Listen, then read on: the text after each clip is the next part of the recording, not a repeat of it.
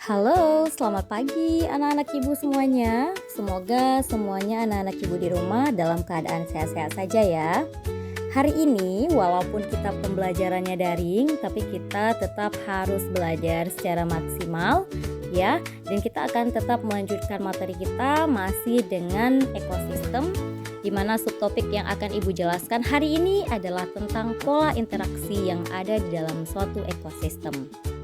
Anak-anak ibu hanya ingin mengulang kembali pembelajaran kita kemarin, bahwasanya kemarin itu kita sudah belajar mengenai yang namanya hubungan dalam suatu ekosistem, di mana hubungan dalam suatu ekosistem tersebut terdiri dari individu, populasi, komunitas, dan juga ekosistem.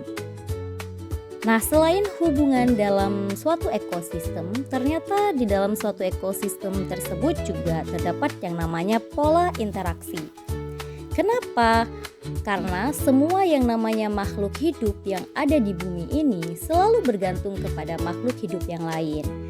Nah, secara kemarin Ibu sudah memberikan sebuah tontonan video tentang bagaimana pola interaksi yang terjadi pada alam liar ya. Jadi anak-anak ibu kemarin sudah menonton sebentar atau sekilas tentang bagaimana pola interaksi yang terjadi pada ekosistem tersebut. Jadi tiap individu itu pasti akan selalu berhubungan dengan individu yang lain, baik itu yang sejenis maupun yang berbeda jenis, baik itu individu dalam satu populasi ataupun individu dari populasi yang lain.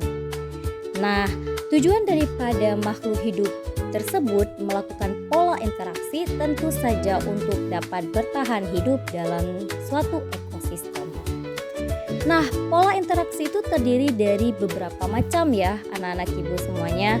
Ada yang namanya pola interaksi netralisme. Yang kedua ada pola interaksi predasi. Terus selanjutnya ada juga parasitisme. Terus dilanjutkan dengan pola interaksi kompetisi. Ada juga yang dikenal dengan istilah komensalisme. Dan yang terakhir itu adalah mutualisme. Jadi kalau misalnya ibu garis secara umum, pola interaksi itu terdiri dari simbiosis ya, terus netralisme, predasi, dan kompetisi. Jadi simbiosis itu terbagi lagi menjadi simbiosis mutualisme, simbiosis parasitisme, dan simbiosis komensalisme. Nah itu kalau misalnya dipilah-pilah secara detail lagi mengenai pola interaksi simbiosis. Nah, apa sih itu netralisme? Berasal dari kata netral. Berasal dari kata netral ya. Jadi kalau misal ada istilah netral, tidak ada lebih ya dari satu makhluk hidup dengan makhluk yang lain, itu tidak ada lebihnya, semua sama. Jadi netralisme di sini pengertiannya adalah suatu hubungan yang tidak saling mengganggu anak-anak ibu. Jadi antara kambing dengan antara harimau itu tidak terjadi suatu hubungan yang merugikan ya, tidak terjadi suatu hubungan yang saling mengganggu, karena antara kambing dengan harimau memiliki jenis makanan yang berbeda ya. Contohnya lagi misalnya capung dengan sapi misalnya. Jadi antara capung dengan sapi tentu saja mereka memiliki hubungan yang tidak saling mengganggu ya, tidak juga saling menguntungkan, tidak juga saling merugikan. Karena kenapa? Antara capung dengan sapi, yang pertama memiliki habitat yang berbeda, yang kedua memiliki jenis makanan yang berbeda juga. Nah itu yang dikatakan dengan netralisme ya. Jadi netralisme itu adalah hubungan yang tidak saling mengganggu antar organisme dalam habitat yang sama, yang bersifat tidak menguntungkan dan juga tidak merugikan daripada kedua belah pihak organisme tersebut. Jadi itu merupakan contoh dari pola interaksi yang pertama, yaitu netralisme. Untuk pola interaksi yang kedua disebut dengan predasi. Nah, anak-anak ibu kemarin yang sudah nonton tentang bagaimana bentuk pola interaksi yang terjadi dalam ekosistem liar. Nah, itu merupakan bentuk dari predasi. Jadi anak-anak ibu kemarin melihat singa atau harimau ya, atau anjing hutan menerkam mangsanya, itu merupakan bentuk dari predasi. Nah, predasi ini ada dua hubungan anak-anak. Ada hubungan antara mangsa dan juga ada hubungan antara pemangsa atau predator. Jadi ada yang memangsa, ada yang dimangsa. Itu bentuk dari pola interaksi predasi. Nah, predasi ini memiliki hubungan yang sangat erat sebab tanpa mangsa maka pemangsa nggak akan bisa hidup. Sekilas kemarin juga sudah Ibu sampaikan. Kenapa harimau itu memakan rusa? Karena tanpa rusa harimau tidak bisa bertahan di dalam ekosistem tersebut. Nah, jadi ujung-ujungnya fungsi dari suatu bentuk interaksi itu adalah untuk mempertahankan hidup dari makhluk hidup tersebut, ya. Jadi sebaliknya kalau misalnya predatornya itu berfungsi untuk pengontrol populasi dari mangsa. Jadi ibaratnya seperti ini anak-anak. Kalau misalnya rusanya paling banyak di situ, di suatu wilayah tersebut, berarti predatornya tidak ada di wilayah itu. Tapi kalau misalnya rusanya sedikit jumlahnya, itu bisa jadi banyak predator yang ada di wilayah tersebut. Nah, itu yang dikatakan sebagai predator ini atau pemangsa ini sebagai pengontrol daripada populasi mangsa. Jadi semakin banyak predator, otomatis mangsanya akan semakin sedikit. Sebaliknya, kalau misalnya predatornya sedikit, maka mangsanya akan lebih banyak, ya. Nah, ini bisa contohnya singa dengan mangsanya ya, atau harimau dengan mangsanya. Mangsanya itu bisa berupa rusa ya, bisa berupa kijang, bisa berupa hewan-hewan yang lain. Bahkan kemarin kita sempat tonton itu sampai burung pun dikejar gitu ya.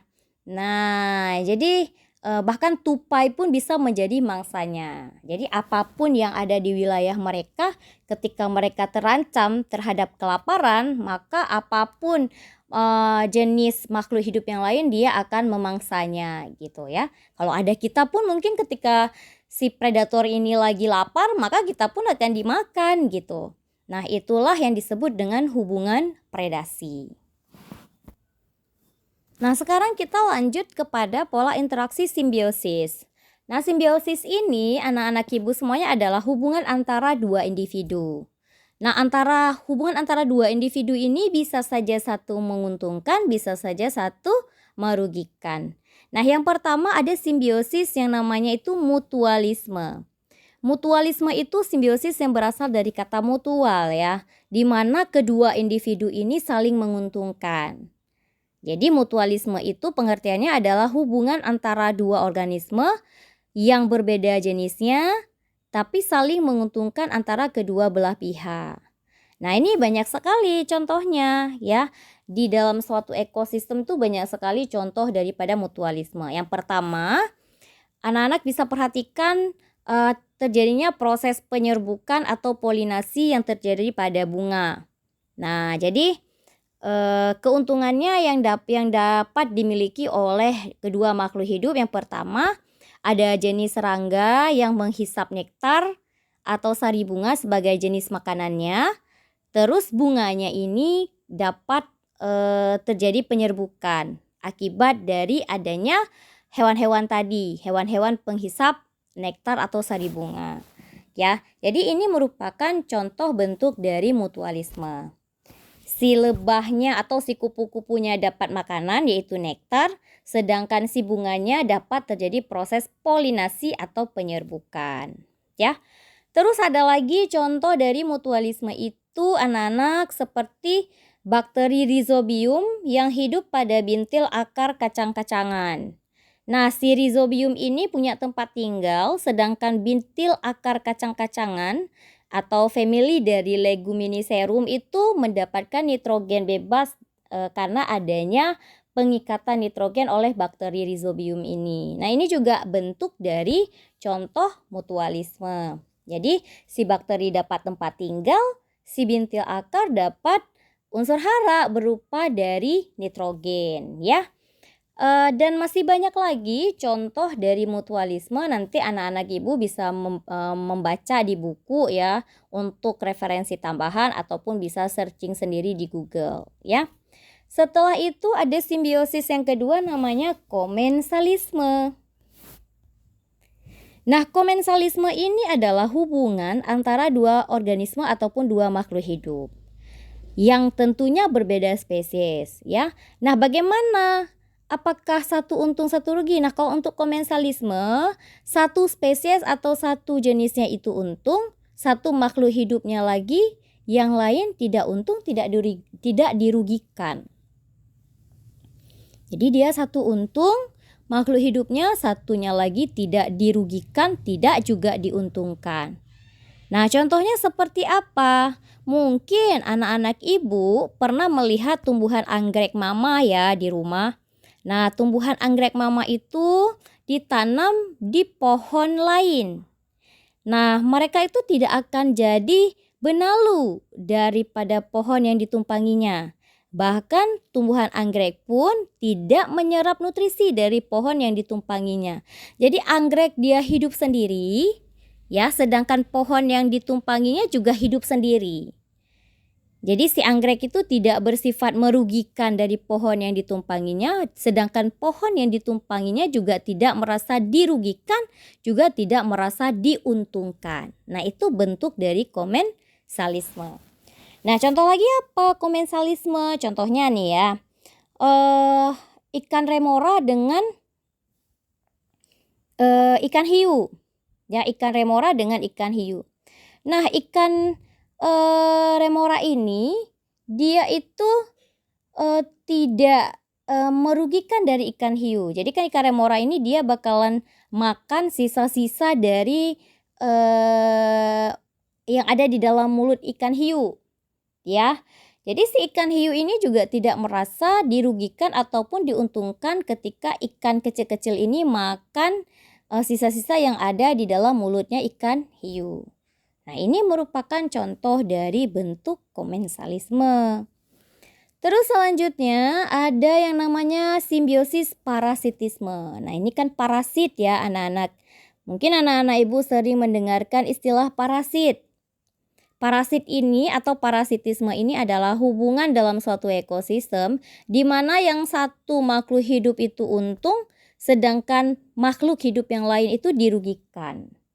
Nah, ini contohnya seperti nyamuk ya. Nyamuk gigit kita, gigit manusia atau gigit hewan yang lain. Jadi kalau misalnya nyamuk ini punya parasit di dalam tubuhnya ya, yang bisa menyebabkan kita menjadi sakit, DBD ataupun sakit malaria. Nah, ini bisa menjadi bentuk dari parasitisme. Jadi dia membawa parasit dari dalam tubuhnya ke tubuh kita melalui gigitannya ya.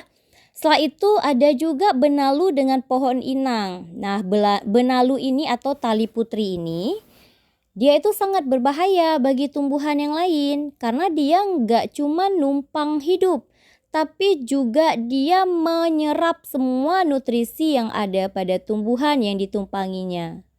Sehingga membuat tumbuhan yang ditumpanginya menjadi kekurangan nutrisi dan pada akhirnya akan mati.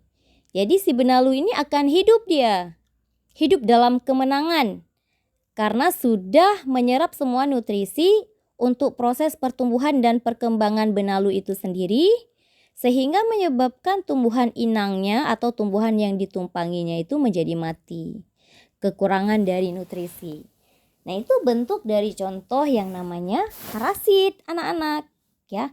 Jadi sangat berbahaya simbiosis parasitisme dibandingkan dengan komensalisme dan mutualisme. Nanti anak-anak ibu juga boleh ya di rumah membaca yang ada di buku juga sebagai informasi tambahan ya tentang pola interaksi beserta dengan contoh-contohnya. Begitu juga boleh di searching di Google tentang contoh-contoh dari pola-pola interaksi yang sudah Ibu Ristina jelaskan.